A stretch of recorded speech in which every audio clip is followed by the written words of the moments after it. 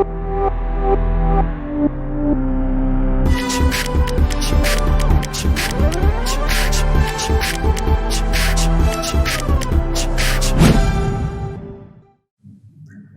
students, welcome back. We are going to continue with complex number. Complex number में circle हमने already कर लिया है and now we are going to do line in complex number.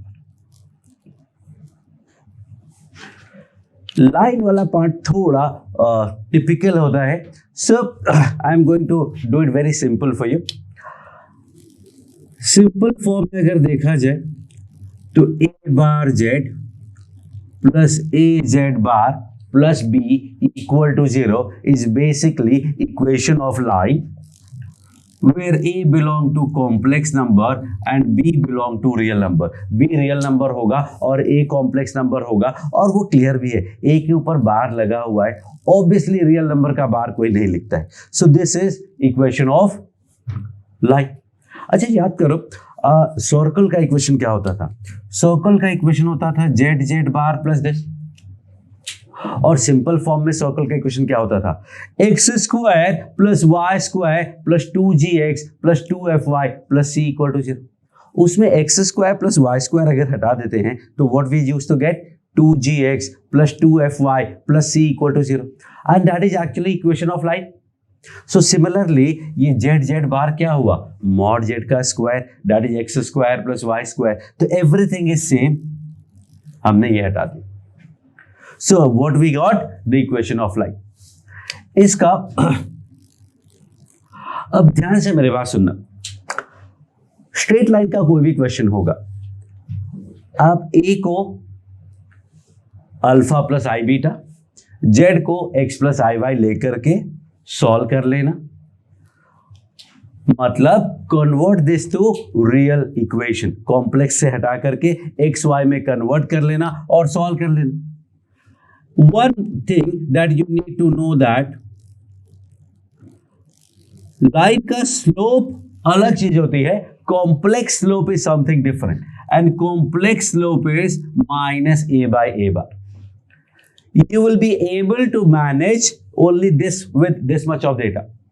इतनी सी बात समझ लो कि लाइन का कोई भी इक्वेशन होगा उसे आप x और y में कन्वर्ट कर लेना एंड देन फाइंड कर लेना, जो भी आना है आंसर आ जाएगा x y में. सपोज आपको आंसर वापस z में लाना है तो वेरी सिंपल, x की जगह z plus z bar by 2 और y की जगह z minus z bar by 2. Wrong है, z minus z bar upon 2i रख देना and you get the answer. And complex slope की बात होगा तो minus a by a bar. तो if you are a good student and if you believe me, ये video यही बंद कर दो, move to next video. Do not watch this video because what I am going to do from here will be very typical ideas, something very new to you, you may say, और थोड़ा अजीब सा है and believe me you will be able to survive without knowing what I am going to teach you. So you just understand this. ये ना equation दिया है, line का इक्वेशन होता है, इसमें z को x plus i y, a को alpha plus i beta put करके ये सीधा सीधा ax plus b y plus c जैसा इक्वेशन बन जाएगा और उसके लिए आपको सब कुछ आता है, आप फाइंड करेंगे, you will be able to survive very well. बस एक कॉम्प्लेक्स स्लोप की बात है, minus a by a bar, that's okay, इतने से काम चल जाएगा. But if you are not stopping the video right here, then I am going to tell you so many things and that now you have to listen to it. And that starts with px plus qy plus r equal to 0. Suppose this is some line. Now what we do? We have to convert this line to complex form and we know that कि x होता है, x is what? Complex number में z plus z bar by 2 और y क्या होता है? y होता है z minus z bar upon 2 iota. Okay, now pz plus P Z bar plus Q Z minus Q Z bar upon 2 था, तो यहाँ भी 2 से डिवाइड मल्टीप्लाई कर देते हैं और 2 कैंसिल कर देते हैं। ये 1/i है, 1/i का वैल्यू होता है minus iota, so that gives me minus iota and that is plus iota plus 2r। ये पार्ट ध्यान से देख लो, समझ लो। I am going to connect that. Z के साथ देखोगे तो p minus I Q Z है, जेड बार के साथ देखोगे तो p plus Q I Z है और साथ में 2r भी ना। जेड बार के साथ जो नंबर है, late me call it a and 2r को late me call it b। अगर ये a है p प्लस आई क्यू, तो p माइनस आई क्यू क्या होगा? p minus I Q will be a bar this, and this is this equation a bar z plus a z bar plus b equal to 0। याद करो, a और a बार में कई बार लोगों को confusion होती है, कोई कंफ्यूजन नहीं है। z बार के साथ a होता है, a के साथ z बार होता है, दोनों बार एक साथ नहीं होते, दोनों सिंपल एक साथ नहीं होते, न सर्कल में न लाइन में। z के साथ जो है वो a नहीं होगा, a बार होगा, जो z बार के साथ है वो z a बार नहीं होगा, a होगा। That is very simple idea to understand. So this is your complex number का लाइन का इक्वेशन। All good. इसका स्लोप क्या होगा? इसका slope minus a by a bar नहीं होता है, इसका स्लोप है कुछ और होता है। क्या होगा स्लोप इसका? Minus p by q. अब p कहां से आएगा?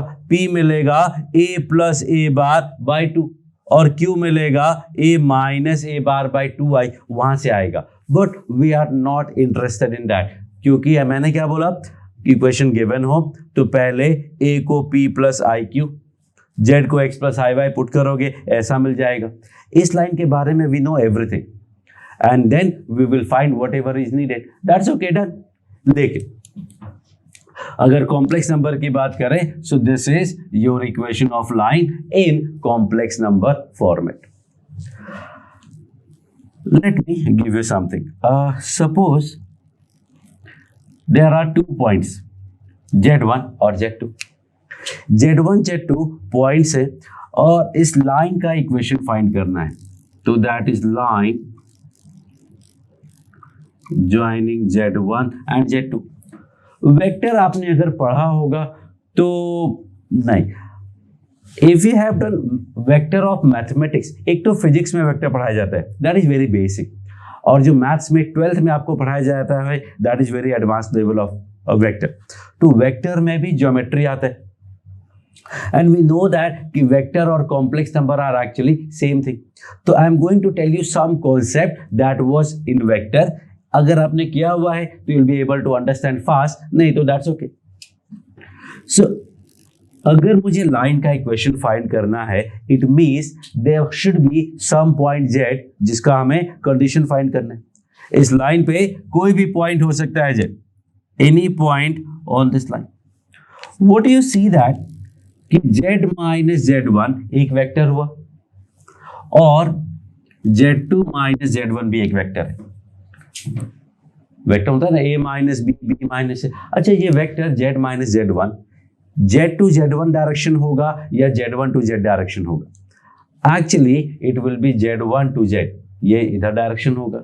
This will be z1 to z2, इधर डायरेक्टेड होगा। सो द आइडिया इज कि these two vectors are basically parallel. बोलो यस और नो, ये दोनों वेक्टर पैरेलल होंगे बिकॉज एक ही लाइन में है। Condition for collinearity, slope of A B equal to slope of B C, 2D में बोलते हैं। वेक्टर में क्या बोलते हैं? If vector A and vector B are parallel then A equal to lambda B.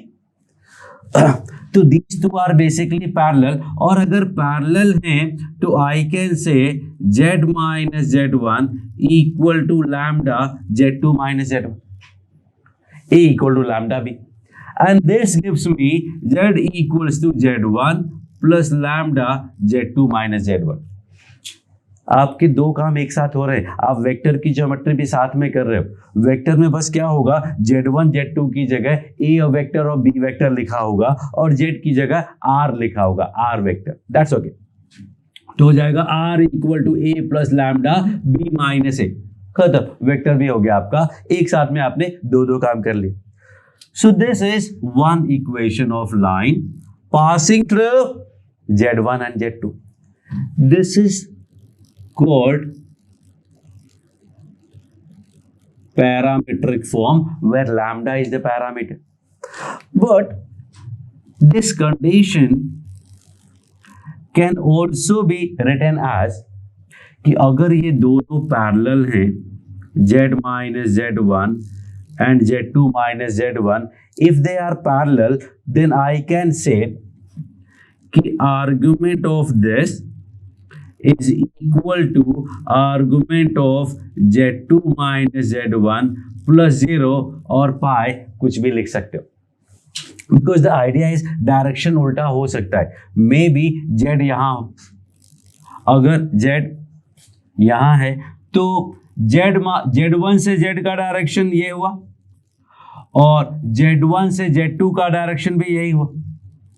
Now if I से Z यहाँ है, this is your J, now tell me Z1 से Z का डायरेक्शन पीछे हुआ, Z2 से Z1 का डायरेक्शन आगे हुआ, दोनों अपोजिट डायरेक्शन में है। तो इट डिपेंड्स ऑन कि Z पॉइंट कहाँ है, इनसाइड Z1 Z2 है या आउटसाइड Z1 Z2 है। बट अल्टीमेटली अगर दो लाइंस पैरेलल हैं तो उनके बीच का एंगल 0 भी हो सकता है और पाई भी हो सकता है, that is the whole idea. So what I can say कि argument of Z minus Z1 upon Z2 minus Z1 will be 0 और पाई। फॉर्मूला याद होगा आपको, argument A minus argument B will be argument A upon B, log जैसा होता है। So that is another equation of line. अगर कोई number का आर्गुमेंट 0 या पाई है, इसका मतलब वो रियल एक्सिस पे लाई करेगा। 0 का मतलब पॉजिटिव रियल एक्सिस, पाई का मतलब नेगेटिव रियल एक्सिस। मतलब ये जो नंबर है Z minus Z1 upon Z2 minus Z1, that is purely real number and so इसका जो इमेजिनरी पार्ट है वो इक्वल टू 0 होगा। That is another equation of line passing through Z1 and Z2। बहुत हैवी आने वाला है, आपको बोला था मैंने यहाँ रुकने को, आप रुके नहीं, so you have to now bear with me. अच्छा, किसी नंबर का इमेजिनरी पार्ट होता क्या है? Z minus Z bar upon 2i equal to 0 है, तो अपॉन 2i नहीं लिखा मैंने। So this is another equation of line. Then let me rewrite it as Z minus Z1 upon Z minus Z1 का bar equal to Z2 minus Z1 upon Z2 minus Z1 का bar. थोड़ा rearrange किया। This is better understanding of this thing. You see that ये एक जैसे ही लग रहे दोनों के दोनों। 2 पॉइंट्स की बात करें, Z2 minus Z1 upon Z2 minus Z1 bar, Z minus Z1 upon Z minus Z1 bar, Z1 minus Z2 upon Z1 minus Z2 bar, Z minus Z2 upon Z minus Z2 bar. ये जो expression है, that expression is very frequent in this and you see this कि what I can say कि दोनों का slope equal है, तो these two are equal. Slope of AB and AC, या फिर Z1 से Z और Z से Z2, Z1 से Z, Z1 से Z2, लाइन्स आर पैरेलल और पैरेलल में ये देखो इक्वल आ रहे। And so we coined a new term that is called complex slope. We coined a new term called complex slope, which is Z2 minus Z1 upon Z2 minus Z1 का bar complex slope of the line joining Z1 and Z2। Line का slope अलग बात होती है, this is complex slope and we write it as omega. ये omega cube root of unity वाला omega नहीं है, another omega. So idea is कि जब पैरेलल है, दोनों पैरेलल है ना, Z माइनस Z1 वाली line and Z2 minus Z1 वाली लाइन दोनों पैरेलल हैं, और पैरेलल हैं तो उस केस में दोनों का ओमेगा सेम है। तो आई कैन से अगर पैरेलल लाइंस हैं तो ओमेगा 1 इक्वल टू ओमेगा 2 होता है। एंड इफ आई से कि परपेंडिकुलर लाइन है तो ओमेगा 1 ओमेगा 2 इक्वल टू -1 नहीं होगा। वो होता था सिंपल 2D में जो सिंपल स्लोप की बात करते हैं कि m1 equal to m2 for parallel और m1 m2 इक्वल टू -1 नहीं। This is complex slope, omega 1 equal to minus omega 2 होगा। Then that will be actually lines will be actually perpendicular. So I am going to show you that also. So these are some format of line, and we are going to continue with this, and we are going to do a lot more on this. So stay tuned. Okay, so now we are going to continue with line का equation क्या था?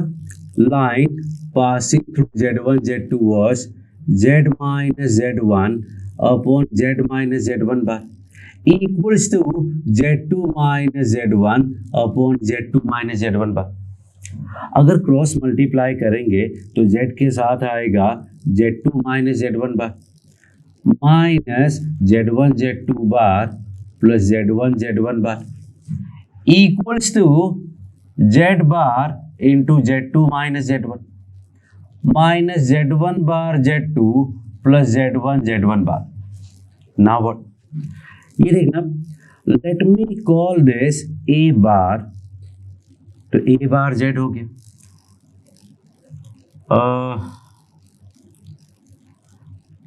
What is this? This is Z2 minus Z1, इधर आया तो minus Z2 minus Z1 मतलब A हो गया और उसके साथ Z बार हो गया equals to, if you see ये मॉड Z1 स्क्वायर दोनों कैंसिल हो गए और बचा Z1 Z2 बार माइनस Z2 Z1 बार। अभी इसको A नहीं, let me call it alpha. Okay, now we know that कि ये दोनों नंबर एक दूसरे के कॉन्जुगेट हैं और कॉन्जुगेट हैं और डिवाइड सब्ट्रैक्ट करोगे तो प्योरली इमेजिनरी नंबर आएगा। प्योरली इमेजिनरी आएगा तो let me divide it by I, divide by iota, divide by iota. What do I get? Iota से डिवाइड करेंगे तो अल्फा बार बाय आई को अगर मैं ए बार बोलता हूं, so this will be what? A. Tell me, इसका कॉन्जुगेट देखा, अल्फा बार का कॉन्जुगेट अल्फा और आई का conjugate minus I, and this is what? ये पूरा का पूरा रियल नंबर हो गया, लेफ्ट में ले आए इसको माइनस बी बोल दिया, इधर आ गया तो प्लस बी हो गया। So this is again what we are getting, same idea. So this is how we are going to proceed further. तो हर जगह से घूम फिर के वही फॉर्मूला आने वाला है। देन लेट मी से कि Z1 and Z2 are 3 points, Z कहीं भी हो सकता है, लेट मी टेक दिस। तो Z बार 1 और लेट मी से लाइन का इक्वेशन डिटर्मिनेंट फॉर्म में क्या होता है? डिटर्मिनेंट फॉर्म में लाइन का equation you know x y 1 x1 y1 1 x2 y2 1 equal to 0. That is equation of a line passing through x1 y1 and x2 y2. Now this x I am going to write z plus z bar by 2. Z plus z bar by 2. Or let me take one more step. Area of triangle formed by x, y, x1, y1, x2, y2, 3 points. वैसे तो हम x1, y1, x2, y2, x3, y3 लेते हैं, not going to make any difference. Let me take one point as x, y, x1, y1 and x2, y2. So it is not equal to 0, but it is actually what? Y को we can write z minus z bar upon 2y. Now what will be this? This will be z1 plus z1 bar by 2, z1 minus z1 bar by 2. And x2 is z2 plus z2 bar by 2, z2 minus z2 bar by 2y. That is your area. अब इसका mod निकालना बचा है, वो plus minus है, that is okay. So what I can say कि ये 2 और 2y अगर मैं बाहर निकाल लेता हूं तो I will get 2 into 4 iota, 2 into 4 iota, 2 और 2 4 आयोटा बाहर आ गया, z plus z bar, z minus z bar 1, z1 minus z bar, z1 bar plus sorry z1 minus z1 bar 1, z2 plus z2 bar, z2 minus z2 bar 1. Now what I am going to do is, I am going to apply one operation, and that is C1 plus C2. C1 plus C2 determinant अगर आपको आता है तो that's well and good, नहीं आता है तो just look at this, जब डिटर्मिनेंट आएगा तो पता चल जाएगा। C1 प्लस C2 बोलने का मतलब होता है कॉलम 1 और कॉलम 2 को ऐड करना। ऐड करोगे तो you will get 2z, 2z1, 2z2, z minus z bar, z1 minus z1 bar, z2 minus z2 bar.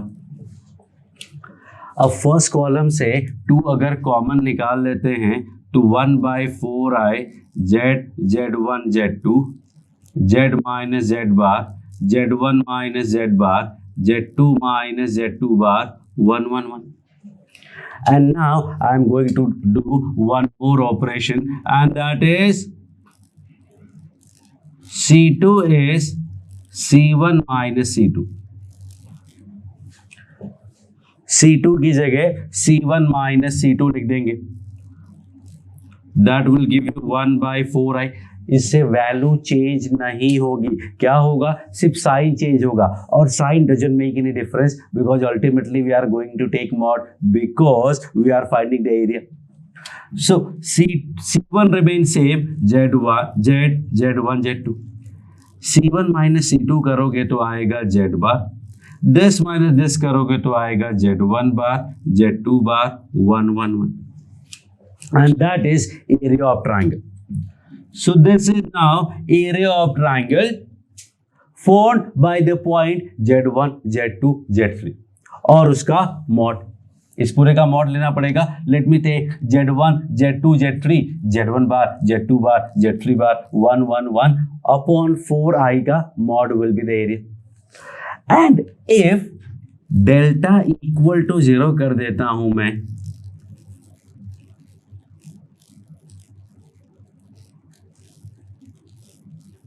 if I say कि delta equal to 0, it means what? It means they are collinear. Triangle बनेगा नहीं, triangle नहीं बनेगा तो area 0 हो जाएगा। तो I can also say कि Z1 Z1 Z2 Z2 Z3 Z3, that is condition for collinearity of 3 points. And also we can say कि Z bar 1, Z1 Z1 bar 1, Z2 bar 1 equal to 0 is again a line passing through Z1 and Z2. तो area of triangle मिल गया, condition for collinearity आ गया, और line through Z1 Z2 का एक और equation आ गया। ये भी वही इक्वेशन है, ये भी वही इक्वेशन है, और पहले हमने नॉन पैरामीट्रिक इक्वेशन लिखे थे, पैरामीट्रिक इक्वेशन लिखे थे। There are so many possibilities that we can go through. So and it is not over it, मैंने बोला था स्टॉप करने को, आपने स्टॉप नहीं किया. Now we are going to do some more thing, so stay tuned. Okay, so मैंने आपको पैरेलल का कंडीशन बता दिया था कि if two lines are parallel then what happens, let me say Z3 Z4, ये two lines passing through Z1 Z2 is one line, Z2 Z3 से पास होने वाला सेकेंड लाइन है. ये दोनों लाइंस पैरेलल हैं, तो इसका मतलब हुआ पहले का complex slope Z1 minus Z2 upon Z1 minus Z2 bar is equal to Z3 minus Z4 upon Z3 minus Z4 bar. You can say omega 1 equal to omega 2. But if I say कि these two lines are perpendicular, Z1 Z2 joining दूसरा line Z3 Z4 joining, अगर ये perpendicular हैं तो using the rotation formula you can say कि Z1 minus Z2 को अगर मैं 90 डिग्री रोटेट करूंगा तो आपको Z3 माइनस Z4 मिल जाएगा. Rotation formula we have done, A B को 90 घुमाया तो आपको BC मिल गया.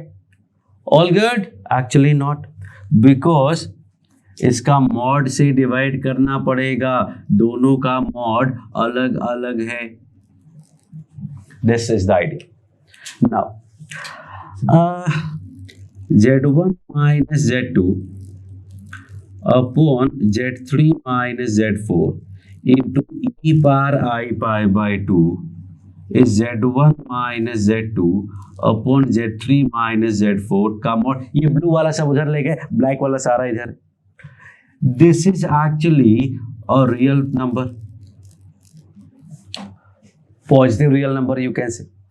सो अब ध्यान से देखना, रोटेशन फॉर्मूला आपको अच्छे से समझ में आना चाहिए तो ही पता चलेगा. इस नंबर में जब e power I pi by 2 मिलाते हैं, मल्टीप्लाई करते हैं, then what we get, when multiply some number by e power I theta, what happens, it rotates by angle theta. So इसमें मैंने e power I pi by 2 multiply किया तो पाई by 2 rotate हो गया. अब ये पाई बाई 2 प्लस भी हो सकता है, माइनस भी हो सकता है. आई कैन से कि प्लस माइनस लिख लो, क्लॉकवाइज एंटी क्लॉकवाइज की बात है. तो अगर किसी एंगल में कोई एंगल है उसमें e power minus I by 2 multiply करने से वो एंगल में 90 प्लस हो गया या 90 माइनस हो गया, उसके बाद रियल नंबर आया. रियल नंबर मतलब ये रियल लाइन. तो रोटेट होने के बाद हॉरिजॉन्टल लाइन आया है, 90 रोटेट होने के बाद हॉरिजॉन्टल आया है, मतलब पहले क्या रहा होगा, वर्टिकल. 90 रोटेट करोगे क्लॉकवाइज तो भी हॉरिजॉन्टल हो जाएगा, एंटी क्लॉकवाइज तो भी हॉरिजॉन्टल हो जाएगा. तो आई कैन से कि Z1 minus Z2 upon Z3 minus Z4 is purely imaginary.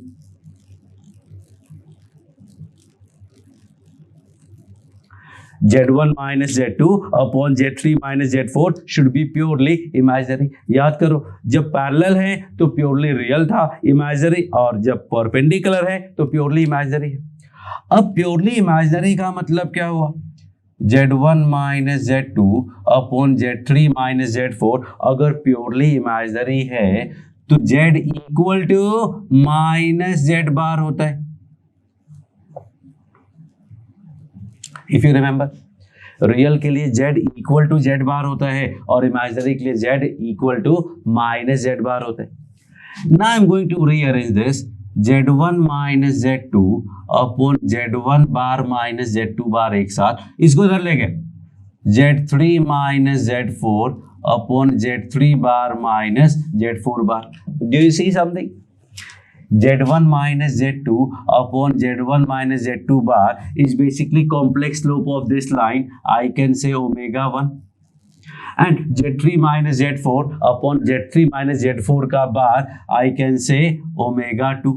So what we see, omega 1 plus omega 2 equal to 0 is condition for perpendicular line and this is condition for parallel line. ये मैंने आपको पहले बताया था. So this is the idea for parallel line and perpendicular line. अभी भी खत्म नहीं हुआ है, we are going to do more things still, so stay tuned. Okay, so अभी हमने क्या देखा कि पैरेलल और परपेंडिकुलर का कंडीशन देखा। पैरेलल में स्लोप्स इक्वल थे, कॉम्प्लेक्स स्लोप, और परपेंडिकुलर में उनका स्लोप्स का सम 0 था। तो बार बार यही टर्म आता है, z minus z1 upon z1 minus z1 का बार, z1 minus z2 upon z1 minus z2 का bar. That's why we called it complex slope. इसका एक्चुअल स्लोप से कोई लेना देना नहीं है, there is no relation of normal slope to complex slope, so don't be confused in that. This is not something geometrical, this is basically more of a assumption based, practical based. जो complex slope है that is a practical approach, जबकि real जो slope होता है वो actually geometrical approach होता है। So now one more thing, let me tell you, suppose एक लाइन है a bar z plus a z bar plus b equal to 0 and we have to find foot of perpendicular, image and length of perpendicular. मतलब we need to find this point. I can say z f. Then we need to find image. Let me say z I. This is z o. Z object है, ये foot of perpendicular है, और z I is image है, और साथ में हमें ये लेंथ भी फाइंड करना है. Let me call it p. So we need to find ZF, ZI and P. First thing कि ये परपेंडिकुलर है और इस लाइन पे लाई करता है, तो आई कैन से कि A bar ZF plus A ZF bar plus B equal to 0 will be the first condition. Second, इसका स्लोप क्या होगा? इसका स्लोप होगा Z0 minus ZF upon Z0 minus ZF bar plus line का slope क्या है? Minus A by A bar, वो 0 होने चाहिए बिकॉज ये लाइन और ये लाइन आपस में परपेंडिकुलर हैं. परपेंडिकुलर में ओमेगा 1 प्लस ओमेगा 2 0 होता है. ये लाइन का स्लोप हमने निकाला ZF माइनस Z0 से, ZF माइनस Z0 से, और इसका स्लोप आपको पता है minus A by A bar. Cross multiply करने पे I will get Z0 A bar ZF A bar minus A Z0 plus A ZF bar equal to 0. That is basically this equation only. No need to specially use now equation 2. अब equation 1 और equation 3 का use करके हमें find करना है ZF. ZF की बात करें तो ये ZF है. ZF अगर इनको ऐड करोगे तो ZF चला जाएगा, Z बार F डबल हो जाएगा. तो let's do equation 1 minus equation 3, क्योंकि ZF बार बचाने से अच्छा है ZF बचा लो.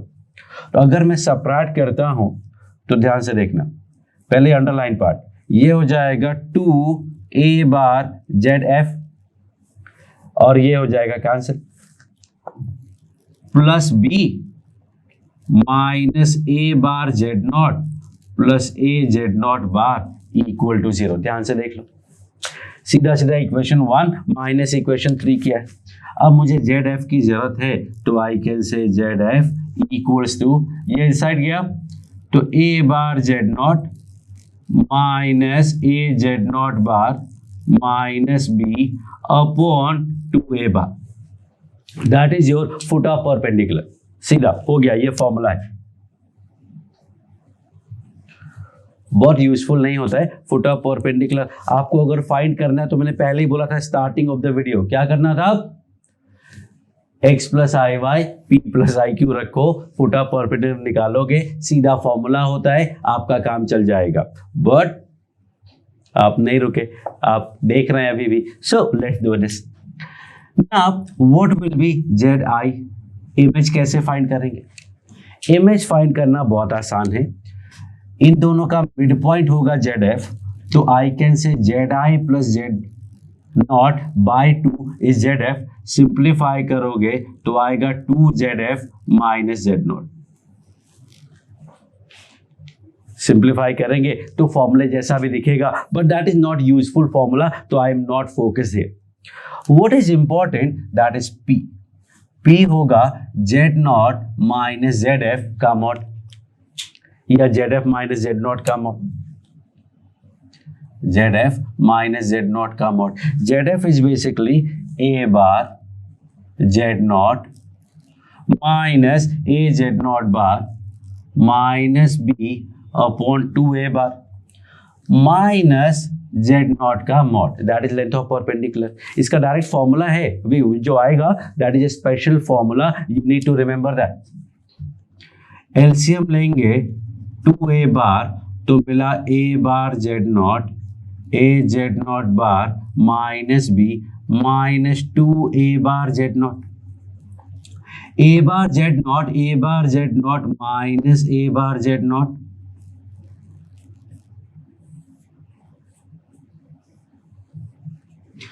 Now what I am going to do is, ऊपर माइनस हटा दिया तो मिला A bar Z0 plus this upon 2 mod A. Do you see some similarity with our original formula?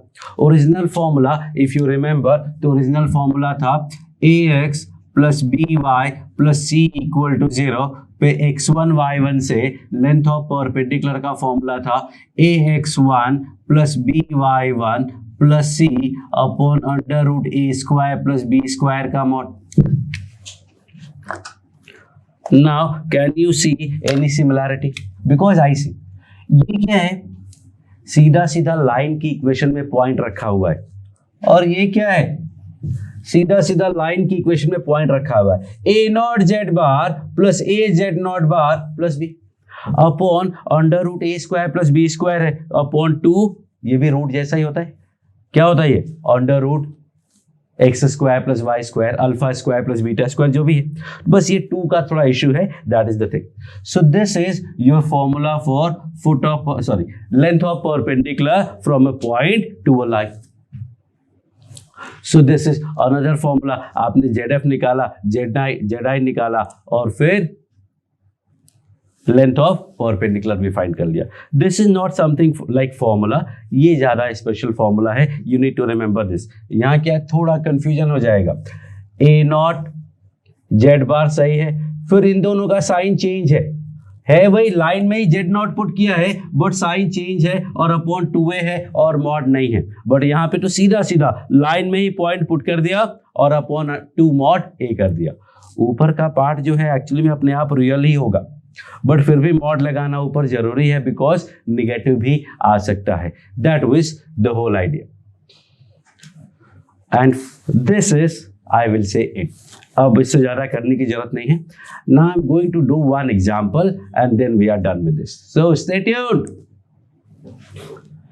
Hello again. Now we are going to continue with one example. ये line का equation है, देखना ये A बार है और ये A है. दिमाग में रखना, A alpha plus i beta हमेशा A नहीं होता है. A क्या होगा, जो Z बार के साथ होगा. Z बार के साथ 2 माइनस 3i है, तो 2 minus 3i is A and this is A bar. तो A bar Z plus A Z bar plus B equal to 0.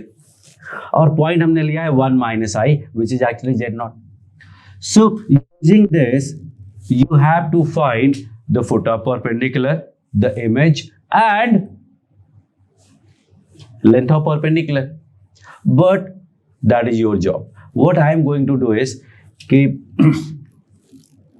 2 plus 3i z को x plus iy मान लिया, 2 minus 3y x minus iy plus 3 equal to 0. Now, अब आपको लग रहा है ये पूरा सिंप्लीफाई करना पड़ेगा, नहीं करना पड़ेगा. ये एक दूसरे के कॉन्जुगेट होते हैं, और कॉन्जुगेट्स का सम क्या होता है, ट्वाइस द रियल पार्ट. अब इसका रियल पार्ट क्या होगा, 2x माइनस 3y. हो गया काम खत्म, प्लस 3 इक्वल टू 0. तो आपको 4 टर्म यहाँ 4 टर्म यहाँ 8 टर्म्स की जरूरत नहीं है, दिमाग लगाओगे सीधा सीधा आपको पता है z plus Z bar is twice the real part या तो आई से आएगा या रियल से आएगा, खत्म हो गई बात। Now let me write 4x minus 6y plus 3 equal to 0। अब मुझे पॉइंट क्या गिवन है, पॉइंट गिवन है 1, -1। फॉर्मूला आपको याद हो फुटा परपेंडिकुलर और इमेज का फॉर्मूला, तो होता है x minus x1 upon a equal to y minus y1 upon b equal to minus lambda into ax1 plus by1 plus c upon a square plus b square. 6 plus 4 10 plus 3 13 4 जार this. Foot of perpendicular के लिए we use lambda equal to 1, so lambda को 1 put किया तो ये -1/4 आ गया। x का value बोलो, x का वैल्यू 4 कैंसिल 0 आ जाएगा। y का वैल्यू बोलो, -6 by -4 इज 3/2, 3/2 -1 इज 1/2। और इमेज के लिए लैम्डा को 2 रखेंगे तो ये 1/2 हो जाएगा। What do we get? 4 by -2 is -2, -2 plus 1 is -1। y की बात करते हैं, -6 by -2 मतलब 3 plus 1 is 2 हो गया। And then length of perpendicular, right formula, ax1 plus by1 plus c upon under root a square plus b square का mod, that is 13 by root 13 into 2, basically 2 root 13 root 56 है, and that comes out to be root 13 by 2. All those three things are solved in this way. Now फुटा perpendicular image, उसका formula आपको याद करना पड़ेगा क्योंकि इससे रिलेटेड नहीं है, थोड़ा कनेक्टेड नहीं है, तो ये बहुत फास्ट मेथड है। तो I still tell you, do not use those फॉर्मूले, do not use those methods for line के लिए सिंपल अपना ax plus by plus c में कन्वर्ट करके सॉल्व कर लो। लेंथ ऑफ परपेंडिकुलर चलो एक बार सॉल्व कर लेते।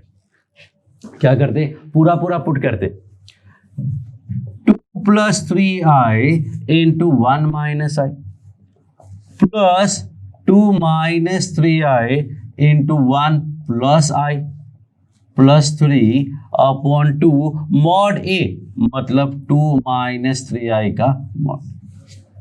न्यूमरेटर में क्या मिलेगा, we know that z plus z bar है, z प्लस z बार है तो ट्वाइस द रियल पार्ट आएगा, twice the real part. 2 plus 3 upon 2 root 13, that gives me 13 root 13 by 2। तो लेंथ ऑफ परपेंडिकुलर है तो दैट इज ओके। आपको ये convert करना है, फिर फॉर्मूला लगाना है या सीधा लगाना है, that is okay, your choice, but it will not always be only length of perpendicular. कुछ भी पूछा जा सकता है और कुछ भी पूछा जाएगा, तो आपको ऐसे ही करना चाहिए। Is that understood? ओके, चलो क्वेश्चन है आपके लिए। एक लाइन है a bar z plus a z bar plus b equals to 0। इसके पैरेलल लाइन का इक्वेशन क्या होगा? What is the equation parallel to this line? And simple, अगर आपको याद हो 2D में क्या करते थे, सिर्फ कांस्टेंट नंबर चेंज होता था। ax plus by plus c equal to 0 के parallel ax plus by plus lambda equal to 0, same goes here also. b की जगह लैम्डा कर दोगे, काम खत्म। परपेंडिकुलर के लिए क्या होगा? परपेंडिकुलर के लिए इन दोनों को इंटरचेंज करते थे, किसी एक का साइन चेंज करते थे एंड कांस्टेंट चेंज करते थे। We interchange A and B, किसी एक का साइन चेंज एंड कांस्टेंट को चेंज। यहाँ इसका क्या होगा? तो I will say the parallel line will be a bar z plus a z bar plus b equal to 0. Perpendicular line is your homework. What I can tell you कि perpendicular के लिए condition होता है omega 1 equal to minus omega 2. Omega 1 equals to minus omega 2. Can you find me the answer? यहाँ interchange नहीं होगा, सिर्फ sign change होगा और कांस्टेंट तो चेंज होना ही है. इंटरचेंज नहीं होगा, कोफिशिएंट वो सेम टू सेम रहेगा क्योंकि इसका स्लोप क्या है माइनस ए बाय ए बार, इसका स्लोप ए बाय ए बार, दोनों का सम 0 है, मतलब they are perpendicular. Constant doesn't make any difference. So this is parallel and perpendicular. So now I am finishing this chapter. Complex number का स्ट्रेट लाइन वाला जो पार्ट है that is over. Thank you.